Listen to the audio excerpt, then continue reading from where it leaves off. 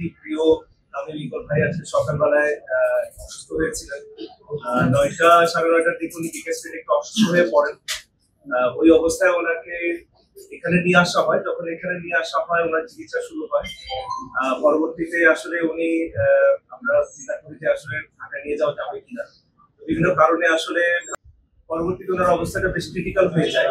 Critical কন্ডিশনে আমাদের কাছে আবার আসেন এবং ওনার ওই ক্রিটিক্যাল কন্ডিশন থেকে যতগুলো চিকিৎসা প্রয়োজন সবকিছু করা হয়েছে এবং আল্লাহর রহমতে যে কন্ডিশনটা আসলে অনুকূলে আছে। ওনাকে একটা আমরা বলি যে ওনার একটা হার্ট অ্যাটাক হয়েছে, এইটার জন্য একটা এনজিওগ্রাম, এনজিওপ্লাস্টি এবং একটা স্টেন্ট করা হয়েছে। আল্লাহর রহমতে স্টেন্টিংটা খুব স্মুথলি এন্ড এফিশিয়েন্টলি হয়েছে। আমাদের কার্ডিওলজিস্ট ডক্টর মারুফ ওনার এই স্টেন্টিং করেছেন এবং ভেরি এফিশিয়েন্টলি ওনার এই ব্লকটা চলে গেছে।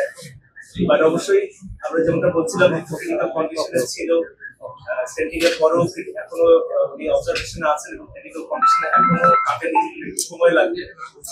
আর আমরা সবাই ওনার জন্য প্রাণপণ চেষ্টা করছি এবং আপনারা সবাই দোয়া করবেন আমাদের প্রিয় প্রাণপণ ভাই যেন আমার ফিরে আসে।